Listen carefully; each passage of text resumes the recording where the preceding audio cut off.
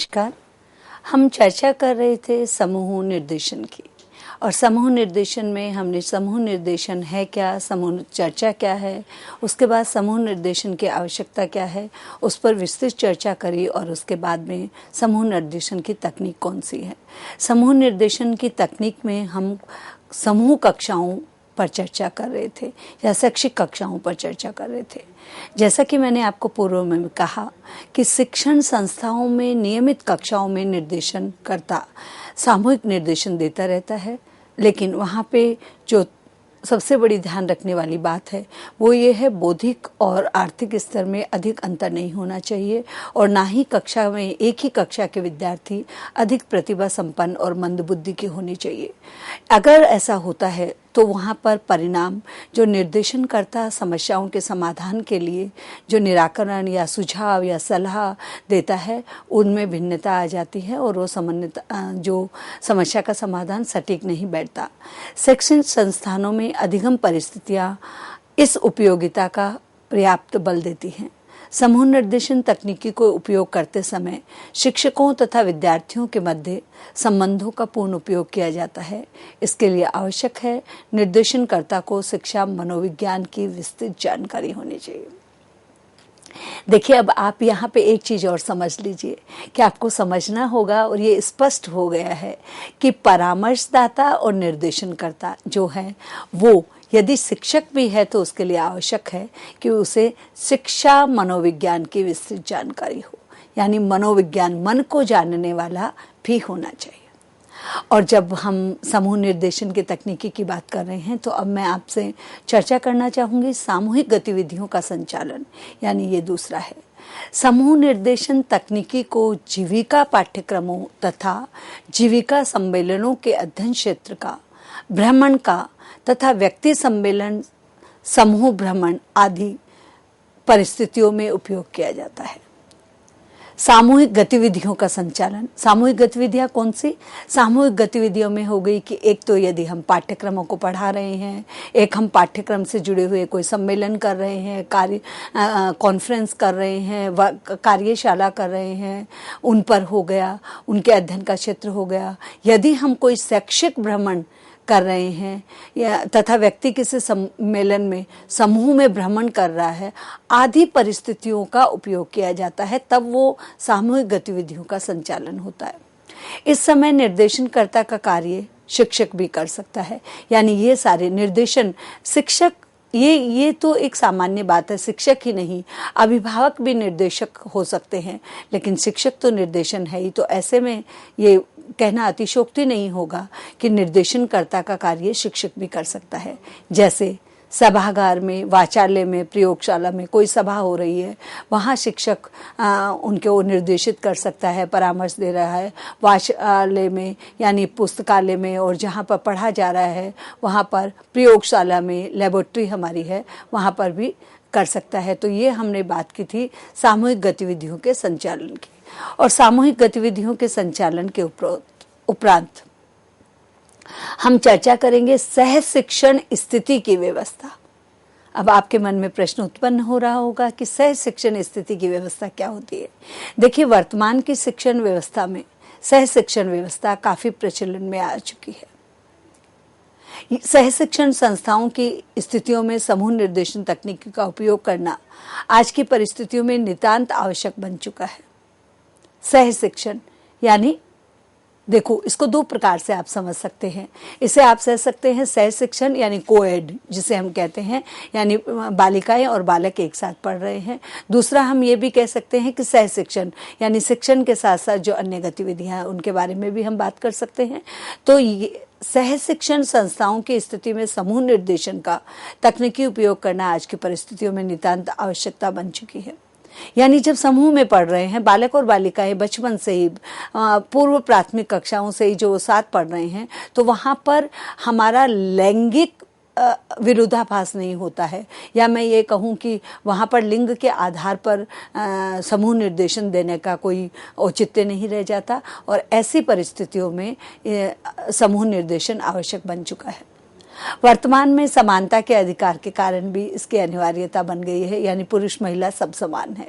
इसके कारण भी सह शिक्षण स्थिति की व्यवस्था जो है वो नितांत अनिवार्य हो गया है।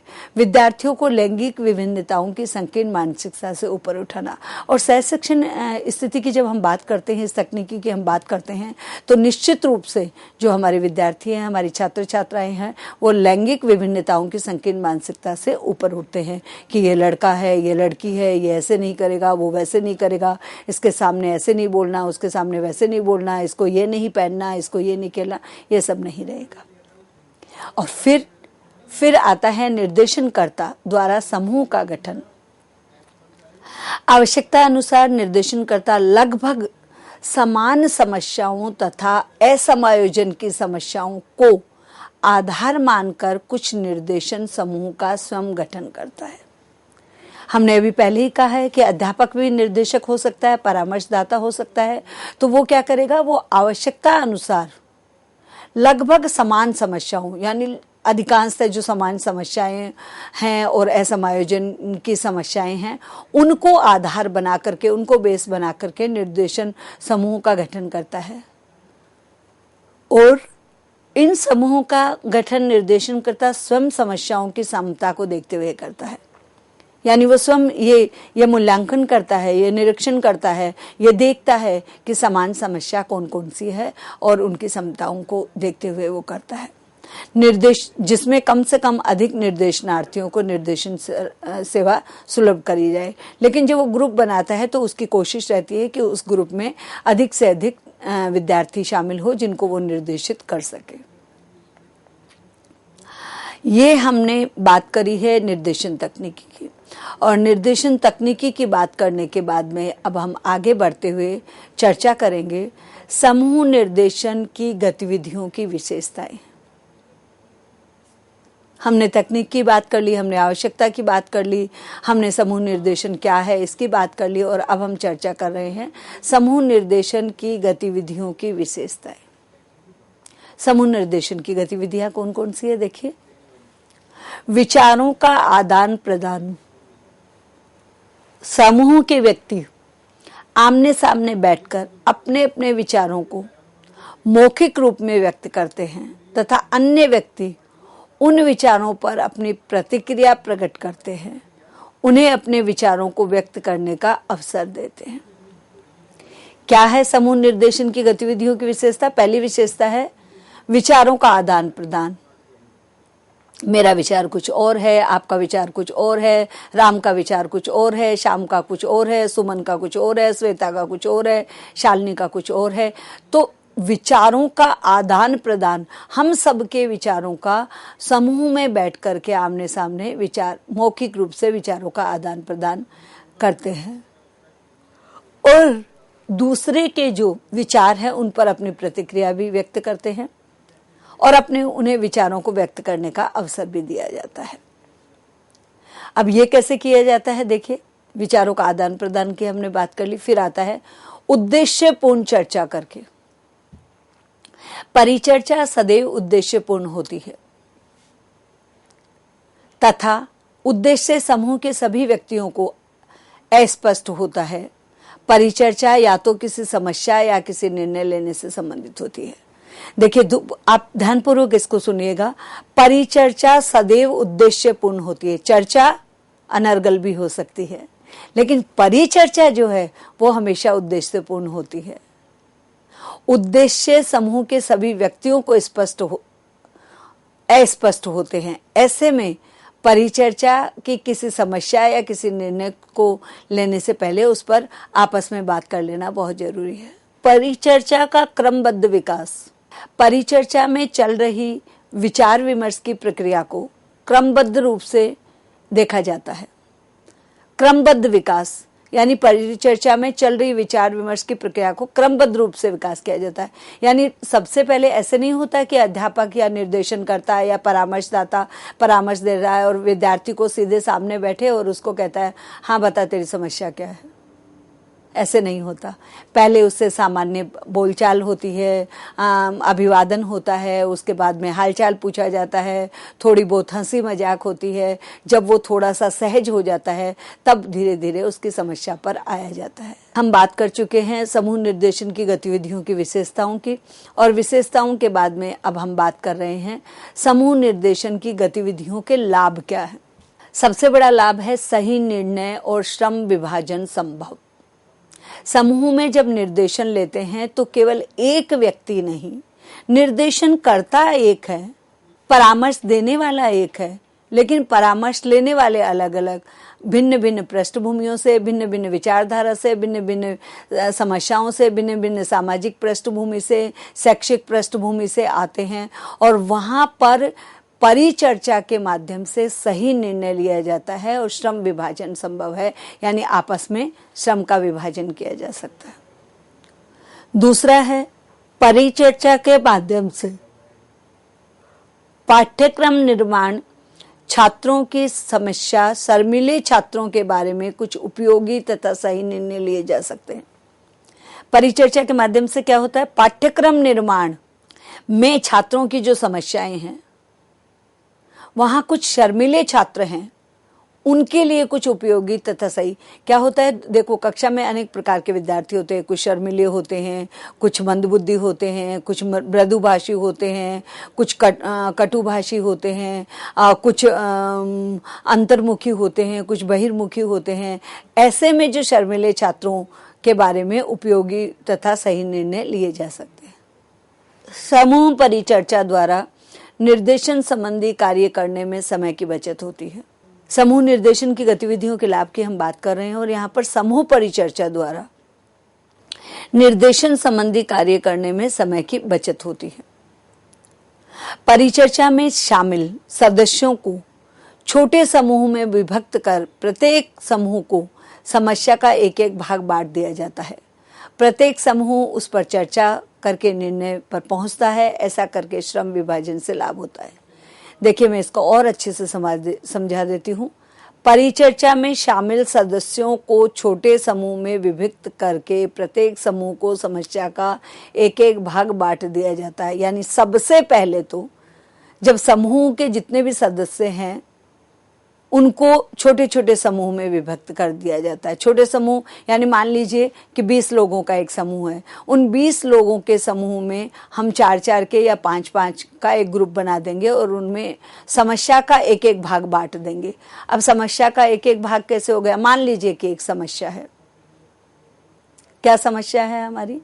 मान लीजिए एक समस्या है कि ऑनलाइन एजुकेशन जो है उससे विद्यार्थी पूर्ण रूप से लाभान्वित नहीं हो रहा। अब 4-5 के समूह में समस्या एक क्या है, ऑनलाइन में नेटवर्क नहीं आ रहा, ये समस्या है। आप बिजली चली गई है, ये समस्या है। आपके पास स्मार्टफोन नहीं है, ये समस्या है। आप टेक्नोलॉजी फ्रेंडली नहीं है, ये समस्या है। तो अलग अलग समूह में समस्या का उस समूह के प्रत्येक समूह को, यानी एक बड़ा समूह है उसका छोटे समूह में विभक्त कर दिया गया और समस्या को बांट करके और प्रत्येक भाग में एक आप समूह को एक भाग दे दिया गया है। प्रत्येक समूह उस पर चर्चा करके निर्णय पे पहुंचेगा। ऐसा करके श्रम विभाजन का लाभ भी प्राप्त होता है। अब हमारी बात आती है और क्या है, सामाजिकता का विकास होता है। समूह जब निर्देशन की हम बात करते हैं तो सामाजिकता का विकास होता है, क्योंकि जब समूह की हम बात कर रहे हैं तो समूह क्या है कि कुछ व्यक्तियों का जो समूह है वो समाज है, और समाज क्या है कि कुछ व्यक्तियों का समूह है, और व्यक्ति क्या है, समाज का एक अंग है। तो सामाजिकता का विकास भी होता है, व्यक्तित्व का विकास भी होता है, और साथ में समय की बचत भी होती है। परिचर्चा में होने वाली अंतःक्रियाओं के कारण छात्रों में सामाजिक समानता का विकास होता है, जिससे छात्रों का व्यवहार परिमार्जित होकर उसके आधार पर विचार करने लगता है। यानी परिमार्जित होकर के, यानी बदल करके और अच्छे से परिपक्व होकर के। परिचर्चा में भाग लेने से छात्र वार्तालाप तथा समस्या समाधान तथा तर्क शक्ति का विकास, तथ्यों का विश्लेषण कर निर्णय तक पहुंचने की क्षमता का विकास करते हैं। यानी ये परिचर्चा का जो में भाग लेकर के यदि हम करते हैं तो उससे तर्क शक्ति का विकास होता है, तथ्यों का विश्लेषण होता है और निर्णय तक पहुंचने की क्षमता होती है। अब हम आ जाते हैं कि सामूहिक शैक्षिक निर्देशन में कुछ और हमारे साथ में कुछ और तकनीकी हैं, कुछ और विधियां हैं, हम उन पर भी चर्चा करते हैं। अनुस्थापने वार्ताएं, अनुस्थापने यानी सामूहिक निर्देशन के अंतर्गत सर्वप्रथम मनोवैज्ञानिक विद्यालय में जाकर बालकों को वार्ता के माध्यम से निर्देशन का महत्व समझाता है। ये वार्ताएं विद्यार्थियों को स्वयं अपनी आवश्यकताओं, क्षमताओं, शैक्षिक उद्देश्यों, रुचियों इत्यादि के संबंध में सोचने हेतु प्रेरित या उत्साहित करती है। यानी अब भविष्य में यदि किसी भी प्रकार की कोई समस्या आती है तो आपको ये ध्यान रखना चाहिए कि सामूहिक निर्देशन में अनुस्थापन वार्ताएं होती हैं। जो अनुस्थापन जो वार्ताएं होती हैं वो सामूहिक अंतर्गत सर्व मनोविज्ञान के विषय में जाकर के उनसे वार्ता करती है और ये वार्ताएं विद्यार्थियों की आवश्यकताओं, शैक्षिक रुचियों, अभिरुचियों इनके आधार पर दी जाती है। फिर आता है मनोवैज्ञानिक परीक्षण। विद्यार्थियों को उचित दिशा में निर्देशित करने के उद्देश्य से मनोवैज्ञानिक परीक्षणों का प्रयोग किया जाता है। इन परीक्षणों की सहायता से विद्यार्थियों की सामान्य एवं विशिष्ट बुद्धि, मानसिक योग्यता, रुचि, अभिरुचि, भाषा एवं व्यक्तित्व संबंधी विशेषताओं का ज्ञान होता है और इससे निर्देशन सुगम हो जाता है, यानी सरल हो जाता है। फिर आता है साक्षात्कार। व्यक्तिगत निर्देशन के समान ही साक्षात्कार का प्रयोग सामूहिक निर्देशन में भी किया जाता है। यानी जब सामूहिक निर्देशन होता है तो वहां भी निर्देशन किया जा सकता है। इसके लिए निर्देशक या निर्देशन समिति स्वयं बालकों से भेंट करके विभिन्न पाठ्य विषयों और उनके प्रति उनकी रुचि, भाषा, ये शिक्षा, व्यवसाय आदि को उसमें शामिल कर दिया जाता है। इसके लिए स्वयं परिसूची का भी प्रयोग किया जाता है। अब हमारा आ जाता है साक्षात के बारे में विद्यालय से तथ्य संकलन। यानी जिन बालकों का आप सामूहिक निर्देशन कर रहे हैं, जो बालक एक तरह से आपका टारगेट ग्रुप है, उनका मनोवैज्ञानिक बालकों एवं विभिन्न पाठ्य विषयों की शैक्षिक संप्राप्ति की जानकारी के लिए पूर्व परीक्षाओं के प्राप्तांकों पर विचार करता है। इस संबंध में संचित लेखा के साथ साथ अध्यापकों की राय लेना भी जरूरी एवं महत्वपूर्ण है। यानी मनोवैज्ञानिक बालकों की विभिन्न पाठ्य विषयों की शैक्षिक संप्राप्ति की जानकारी के लिए पूर्व परीक्षाओं के प्राप्तांकों पर विचार करता है। इस संबंध में संचित लेखा के साथ साथ अध्यापकों की राय लेना भी बहुत ही महत्वपूर्ण है। फिर आता है सामाजिक और आर्थिक स्थिति का अध्ययन। शिक्षा से संबंधित समुचित निर्देशन प्रदान करने की दृष्टि से विद्यार्थियों की सामाजिक एवं आर्थिक स्थिति का अध्ययन आवश्यक है।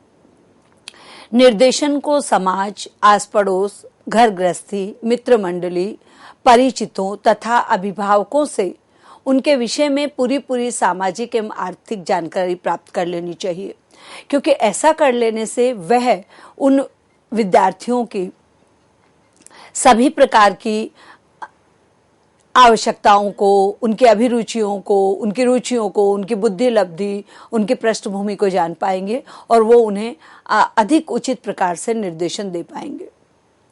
परिवार से संपर्क। माता पिता ने बालकों को जन्म दिया है, पालन पोषण किया है, उन्हें स्नेह विकसित होते हुए देखा है तथा उनकी भावी उन्नति एवं व्यवसाय का स्वप्न भी देखा है। अतः मनोवैज्ञानिकों को बालकों के माता पिता के विचारों को अवश्य समझना चाहिए। इसके लिए पत्र व्यवहार द्वारा या माता पिता से व्यक्तिगत संपर्क स्थापित करके तथ्यों का संकलन किया जा सकता है। फिर आता है पार्श्व चित्र। अनेक स्रोतों से एकत्रित की गई सूचनाओं एवं तथ्यों को एक पार्श्व चित्र में व्यक्त किया जाता है। इस प्रयास में उनकी विभिन्न योग्यताओं, क्षमताओं तथा भिन्न परीक्षण स्तर के चित्र अंकित किए जाते हैं। पार्श्व चित्र को देखकर बालकों के संबंध में एक साथ ही ढेर सारी महत्वपूर्ण सूचनाएं ज्ञात हो जाती हैं। इन सूचनाओं के आधार पर विद्यार्थियों को पाठ्य विषय के चुनाव के संबंध में भी निर्देशन दिया जाता है। अनुगामी कार्य। अनुगामी कार्य का एक नाम अनुवर्ती अध्ययन भी है। निर्देशन से संबंधित ये अंतिम सोपान या कार्य है। निर्देशन पाने के बाद जब बालक किसी विषय का चयन करके उसका अध्ययन शुरू कर देता है तो मनोवैज्ञानिक या निर्देशक को ये जांच करनी होती है कि बालक उस विषय का सफलता से अध्ययन कर रहा है अथवा नहीं कर रहा है। तो इस प्रकार से जब हम बात करते हैं समूह निर्देशन की या सामूहिक निर्देशन और शैक्षिक निर्देशन की, जब हम बात करते हैं तो सबसे पहले हमने बात करी है अनुस्थापनीय वार्ताओं की। अनुस्थापनीय वार्ताओं में जो सबसे बड़ी चीज है वो है कि विद्यार्थियों को की आवश्यकताएं, उनकी क्षमताएं, उनकी योग्यताओं, रुचियों और समझने और सोचने के लिए उन्हें उत्साहित और प्रेरित किया जाता है। मनोवैज्ञानिक परीक्षणों में किसी भी बालक या बालिका को विद्यार्थियों को परीक्षण देने से पूर्व, निर्देशन देने से पूर्व, परामर्श देने से पूर्व उनकी विशिष्ट बुद्धि, मानसिक योग्यता, रुचि, अभिरुचि, भाषा एवं व्यक्तित्व संबंधी विशेषताओं का ज्ञान प्राप्त किया जाता है। फिर विद्यार्थियों से का साक्षात्कार किया जाता है। व्यक्तिगत निर्देशन में उनका साक्षात्कार बहुत जरूरी है, जिसके में वो अपने बारे में बताएं कि उनकी पृष्ठभूमि क्या है, पारिवारिक पृष्ठभूमि क्या है, शैक्षिक पृष्ठभूमि क्या है, भावी योजनाएं क्या है, व्यावसायिक योजनाएं क्या है, वो क्या करना चाहते हैं, क्या नहीं करना चाहते। और फिर किसी भी बालक या बालिका या विद्यार्थी को परामर्श देने से पूर्व विद्यालय से तथ्यों का संकलन किया जाता है, जहां उनकी शैक्षिक उपलब्धि की जानकारी प्राप्त कर ली जाती है। परीक्षाओं के प्राप्तांकों पर विचार किया जाता है और इस संबंध में संचित लेखक के साथ अध्यापकों की राय भी ली जाती है। साथ ही साथ उनकी सामाजिक और आर्थिक स्थिति का भी अध्ययन किया जा सकता है और इसका अध्ययन करने के लिए आस पड़ोस, माता पिता, घर गृहस्थी, मित्र मंडली, इन सब से बात की जाती है। परिवार से संपर्क किसी भी बालक या बालिका का परामर्श देते हुए या उसका निर्देशन करते हुए उसके परिवार से उसके संबंध में जरूर पूछ लिया जाना चाहिए और इसके लिए दो विधि है, या तो आप पत्राचार कर सकते हैं या फिर व्यक्तिगत संपर्क स्थापित कर सकते हैं। एक और चीज है पार्श्व चित्र, उसके द्वारा भी बालक या बालिका के संबंध में पूरी तरह से जानकारी प्राप्त की जा सकती है, जिसमें भिन्न भिन्न परीक्षणों के आधार पर चिन्ह अंकित किए जाते हैं और उन चिन्हों को देख करके बालक जब उत्तर देता है तो सूचनाएं एकत्रित हो जाती है। अनुगामी कार्य यानी जो हो चुका है उसके पीछे पीछे उसकी पुनरावृत्ति, हम इसे कहें, अनुगामी कहें या फॉलोअप कहें, वो भी हम कर सकते हैं। तो इस प्रकार से जब हम समूह निर्देशन की चर्चा, आज विस्तार में हम समूह निर्देशन की चर्चा कर रहे थे, तो समूह निर्देशन की चर्चा करने के साथ साथ आप लोगों को ये समझना भी बहुत जरूरी है कि निर्देशन जो है, निर्देशन और परामर्श दोनों ही दो प्रकार के हैं और दो प्रकार के निर्देशन और परामर्श में सबसे पहले आता है व्यक्तिगत निर्देशन और दूसरा आता है समूह निर्देशन। समूह निर्देशन और व्यक्तिगत निर्देशन में कुछ मूलभूत परिवर्तन है। समूह व्यक्तिगत निर्देशन एक व्यक्ति को एक समय में दिया जाता है। समूह निर्देशन में एक समय में, व्यक्तिगत निर्देशन में एक निर्देशनकर्ता या परामर्शदाता होता है जो एक व्यक्ति की समस्याओं पर और उसके अनिर्णय की स्थिति में उसका समाधान देता है, सलाह देता है और सुझाव देता है। इसके विपरीत समूह निर्देशन में क्या होता है? समूह निर्देशन में एक निर्देशक या एक परामर्शदाता एक समय में अनेक विद्यार्थियों को जो लगभग समान रुचि और अभिरुचि और बुद्धि लब्धि वाले होते हैं उनको निर्देशन देता है, परामर्श देता है, उनकी समस्याओं का समाधान करता है, उन्हें सलाह और सुझाव देता है। उसके बाद में क्या होता है? निर्देशन, जो व्यक्तिगत निर्देशन जो होता है वो व्यक्तिगत निर्देशन में व्यक्ति है वो एक समय में भिन्न समस्याओं पर चर्चा कर सकता है, लेकिन सामूहिक निर्देशन में एक समय में एक ही समस्या का समाधान किया जा सकता है। व्यक्तिगत निर्देशन जो है वो व्यक्तिगत निर्देशन में आप व्यक्तिगत निर्देशन व्यक्तिगत भी हो सकता है, सामाजिक भी हो सकता है, आर्थिक भी हो सकता है, राजनीतिक भी हो सकता है, शैक्षिक भी हो सकता है, व्यावसायिक भी हो सकता है, मनोवैज्ञानिक भी हो सकता है, यौन संबंधी भी हो सकता है और आपके अवसाद संबंधी, मतलब किसी भी आपके जीवन के किसी भी क्षेत्र से जुड़ा हो सकता है। लेकिन जब हम समूह की बात करते हैं तो समूह में जो है वो थोड़ा सा संकुचित हो जाता है, वहाँ व्यक्तिगत समस्याओं की चर्चा कम होती है और समान समस्याओं की चर्चा अधिक की जा सकती है।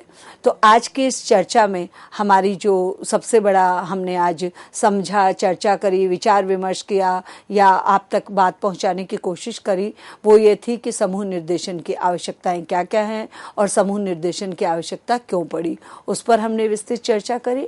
उसके साथ साथ हमने समूह निर्देशन के तकनीक कौन कौन से हैं उन तकनीकों पर बात करी और तकनीकों में हमने सबसे पहले कहा कि हम शैक्षिक कक्षाएं लगा सकते हैं और शैक्षिक कक्षाओं के साथ सामूहिक गतिविधियों का संचालन करके और हम समूह निर्देशन दे सकते हैं। सह शिक्षण की स्थिति की व्यवस्था करके भी हम समूह निर्देशन दे सकते हैं और निर्देशनकर्ता स्वयं भी समूह का गठन कर सकता है। और इसके उपरांत हमने चर्चा करी कि हमारा जो गतिविधियों की विशेषता क्या है। गतिविधियों की विशेषता में है कि एक तो ये उद्देश्यपूर्ण चर्चा होती है, परिचर्चा की क्रमबद्धता होती है और इसके समूह निर्देशन की गतिविधियों के लाभ पर हमने बात करी, जिसमें सबसे बड़ी बात हमारे सामने निकल के आई कि श्रम का विभाजन हो जाता है और समय की बचत हो जाती है। तो ये दो चीज़ें बहुत बड़ी निकल के आई। सामाजिकता का भी विकास होता है, व्यक्तित्व का विकास होता है, ये चर्चा हमने करी। और तदुपरांत हमने सामूहिक शैक्षिक निर्देशन की बात करी, जिसमें अनुस्थापन वार्ताएं की जाती है, मनोवैज्ञानिक परीक्षण लिए जाते हैं, साक्षात्कार किया जाता है, विद्यालय से तथ्य संकलन किए जाते हैं, सामाजिक एवं आर्थिक स्थिति का अध्ययन किया जाता है और परिवार से संपर्क किया जाता है। साथ ही साथ पार्श्व चित्र का उपयोग करते हुए अनुगामी कार्य किए जा सकते हैं। तो आज की जो ये चर्चा थी वो हमारी ये समूह निर्देशन पर विस्तृत चर्चा थी और हमने इससे पूर्व व्यक्तिगत निर्देशन पर चर्चा करी, उससे पूर्व हम निर्देशन के प्रतिमानों पर हमारी चर्चा हुई और हम काफ़ी समय से इस निर्देशन और परामर्श विषय की व्याख्यान श्रृंखला में निर्देशन और परामर्श पर विस्तृत चर्चा करते आए हैं। मैं अपेक्षा करती हूँ कि आप इसे आत्मसात कर पा रहे हैं, समझ पा रहे हैं और अपने जीवन में भी इसके को आप उपयोग में ला सकेंगे, समझ सकेंगे। नमस्कार, धन्यवाद।